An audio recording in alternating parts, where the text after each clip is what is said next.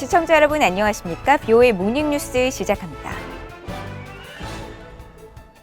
미국 간 교착 상태가 장기화하면서 한국 내 일각에서는 바이든 행정부의 대북 정책이 과거 오바마 행정부 당시에 전략적 인내로 돌아가는 것이 아니냐는 지적이 나오고 있습니다.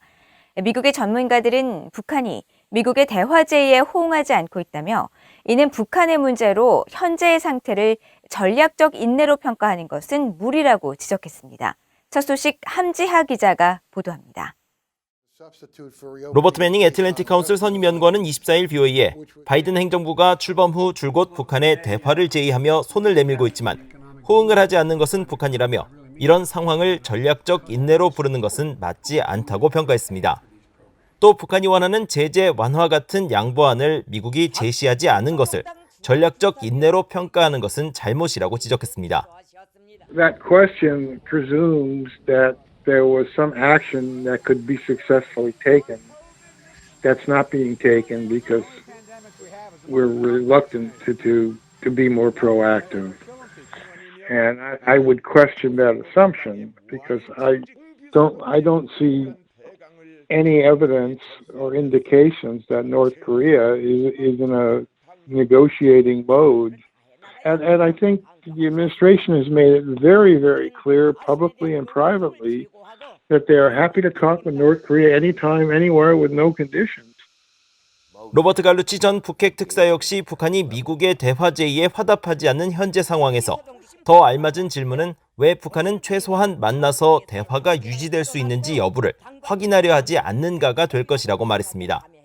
그러면서 대북 제재 완화 같은 양보안이 북한을 대화 테이블로 끌어낼 수는 있겠지만 미국 정부를 약해 보이도록 만들 것인 만큼 현실성이 없다고 지적했습니다. I don't see the Biden administration making any substantial concession on sanctions because it looks weak. You know, and nobody wants to look weak.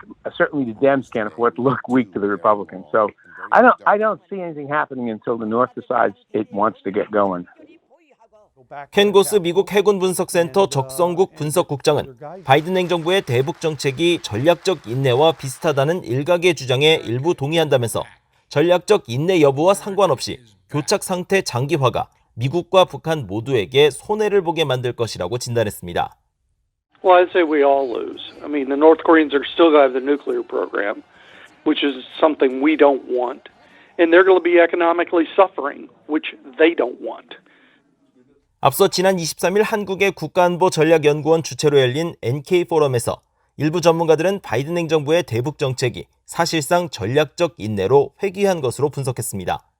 이들은 또 그 근거로 바이든 행정부가 북한에 선제적 유인책을 제공하지 않는 등 돌파구 마련에 적극적으로 나서지 않고 있다고 주장했습니다.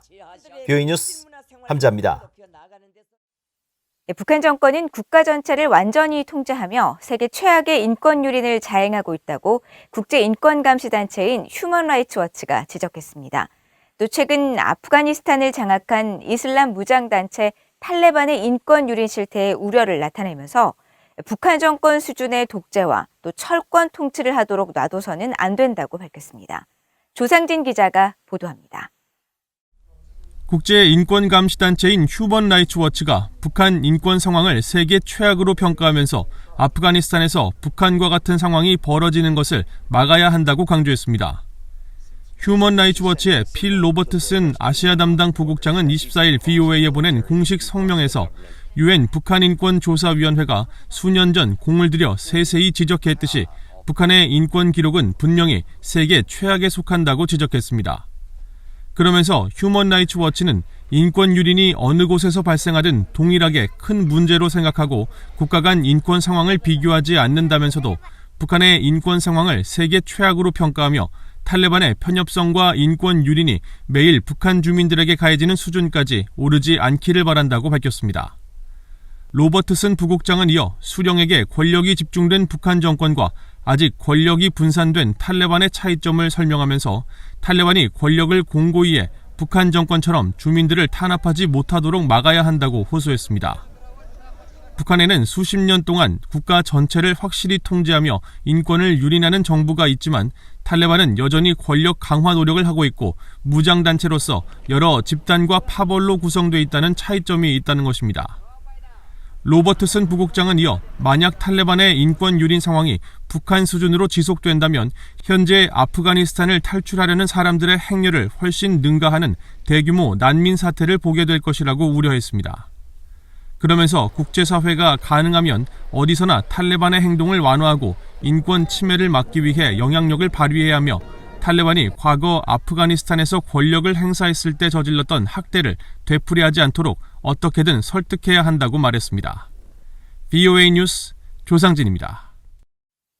미군 철수 이후 탈레반의 아프가니스탄 장악으로 발생한 아프간 난민들이 미국 워싱턴 근처 북버지니아 등 미국 내 여러 도시에 속속 도착하면서 이들의 재정착 지원을 위한 정부와 민간 또 시민들의 손길도 바빠지고 있습니다. 미국에 정착한 탈북 난민들은 많은 미국인들이 자원봉사를 통해 난민들을 돕는 온정주의 문화에 감동하고 있다면서 이것이 미국이 가진 진정한 힘이라고 말했습니다. 김영권 기자가 보도합니다.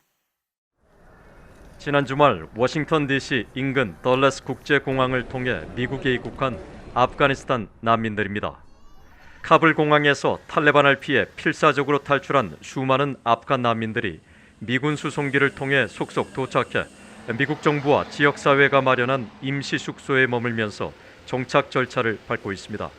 미국 정부는 아프가니스탄에서 미국 군대와 정부를 도운 이들을 중심으로 미국행을 지원하고 있으며 백악관은 조 바이든 대통령이 이들을 돕기 위해 최대 5억 달러의 긴급 자금을 승인했다고 밝혔습니다. 아프간 난민들은 미국의 일반 난민 절차가 아니라 특별 이민 비자 SIV를 받아 미국에 정착하고 있으며 8만 8천여 명의 아프간 난민들이 혜택을 받을 것으로 미국 언론들은 추산했습니다. 아프간 난민 숙소엔 이들을 도우려는 비영리 단체 관계자들과 자원봉사자들이 수요도하고 있으며 지역 언론들은 난민 지원 방법들을 자세히 소개하고 있습니다. 미국의 숙박공유업체인 에어비앤비는 전 세계 아프간 난민 2만 명에게 무료 숙소 제공 계획을 발표하는 등 미국 기업들의 기부도 이어지자 미국 정부는 바로 미국의 정신이라며 시민들에게 사의를 표했습니다. By the outpouring of support from so many Americans, so many of them veterans, to help Afghan evacuees, those Afghans at risk, our Afghan allies, settle here in the United States. This is the best of the American spirit, and we look forward to working with them in the days, weeks, and months ahead. 미국은 1975년 공산화된 베트남을 탈출한 보트피플 난민 13만 8천 명을 수용했고 60년간 쿠바 난민 100만 명을 받아들였습니다. 또 냉전 당시 잭슨 베닉법에 근거해 옛 소련 내 유대인 50만 명을 수용하는 등 1980년 난민법 제정 이후 320만 명이 넘는 난민을 수용했습니다. 난민주의를 받아 미국에 정착한 탈북민들은 아프간 난민들을 환대하는 미국인들의 반응은 매우 자연스럽다면서 이것은 어려운 사람들에게 온정을 베푸는 미국의 힘이라고 말했습니다.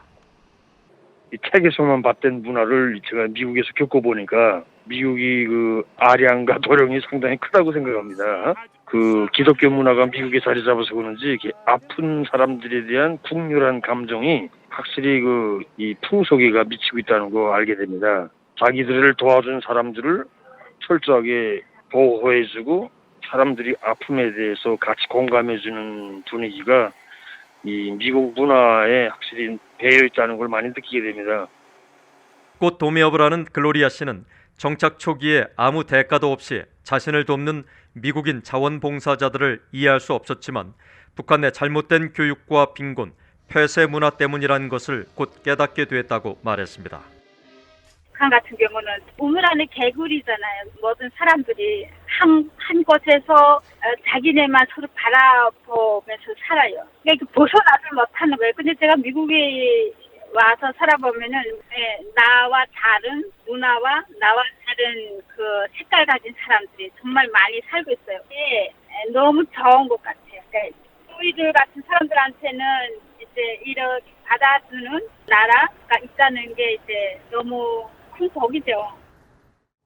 미국 시민권자가 된 탈북 난민들은 자신이 받은 환대를 이제 새로운 탈북민들과 소외된 사람들에게 베풀고 있다면서 북한도 조속한 개혁 개방을 통해 경제가 발전하고 이런 나눔의 문화도 확산했으면 좋겠다고 말했습니다. VOA 뉴스 김영권입니다. 이슬람 무장 세력 탈레반에 의해 함락된 아프가니스탄을 탈출하려는 행렬이 이어지는 가운데 과거 한국을 도왔던 아프가니스탄인 조력자들과 가족 전원이 탈출해 파키스탄에 도착한 것으로 알려졌습니다. 한국 외교부는 한국으로 입국 예정인 아프간 조력자들과 가족 365명이 25일 파키스탄 이슬라마바드 공항에 무사히 도착했으며 전날 먼저 도착한 26명을 포함해 391명의 조력자와 가족 전원이 탈레반의 위협을 벗어나 안전지대로 벗어났다고 설명했습니다. 또 아프간인들의 한국 이송을 지원하기 위해 카불에 있던 아프간 주재 한국 대사관 직원들도 함께 수송기를 통해 전원 철수했으며 이들과 아프간 조력자들은 이르면 25일 저녁 한국으로 출발해 한국 진천에 마련된 수용시설에 머물 예정인 것으로 전해졌습니다. 한편 조 바이든 대통령은 24일 백악관에서 기자회견을 열고 아프간 탈출을 원하는 아프간인들과 각국 정부 인원들의 대피 작전을 안전하고 신속하게 지원할 것이라면서 철수 시한 연장 없이 당초 예정대로 오는 31일까지 모든 철수 작업을 완료하기 위해 속도를 내고 있다고 밝혔습니다. 북한에서 신종 코로나 바이러스 감염증 확산으로 시장이 붕괴하면서 장마당 활동을 도맡아온 여성들의 지위가 더 추락할 수 있다는 분석이 나왔습니다.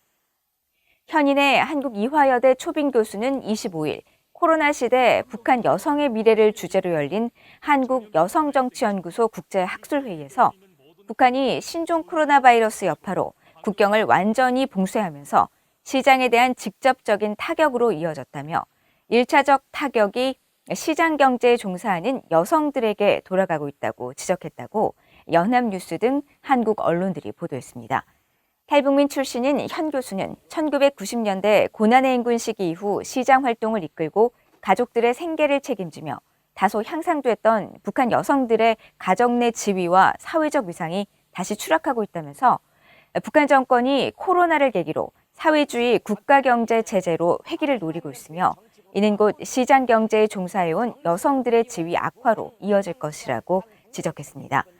학술회의에 참석한 저스틴 헤이스팅스 시드니대 교수도 시장 붕괴로 여성들이 지위를 잃으면 엘리트 남성들의 입지가 더 강화될 것이라면서 특히 국가경제체제가 강화되면 여성들이 시장에서 얻었던 이득도 당 등 공식 부문으로 이전될 가능성이 있다고 전망했다고 한국 언론들은 전했습니다.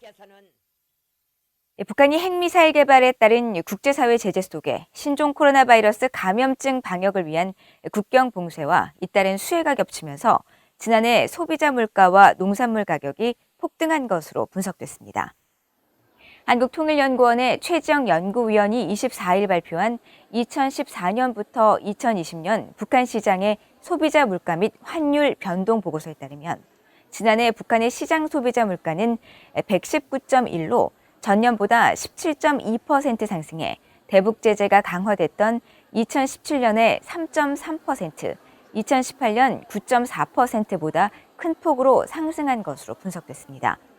지출 목적별로는 지난해 코로나 방역을 위한 국경 봉쇄와 기상 악화로 수입 가공식품과 신선식품 수입이 줄면서 곡물 외 식료품의 가격 상승률이 39.1%, 농산물 가격 상승률은 122.7%로 추산됐습니다. 보고서를 작성한 최 연구위원은 신종 코로나 바이러스에 따른 북한의 국경 봉쇄는 북한의 핵과 미사일 개발에 따른 국제사회 제재보다 훨씬 더 부정적 영향을 주민들에게 줬다면서 대북 제재 강화 후에도 비교적 안정세를 보이던 곡물 가격과 시장 환율 지표들의 변동성이 크게 확대되는 추세라고 분석했습니다. 이상으로 BOA 모닝뉴스를 모두 마칩니다. 시청해주신 여러분 고맙습니다.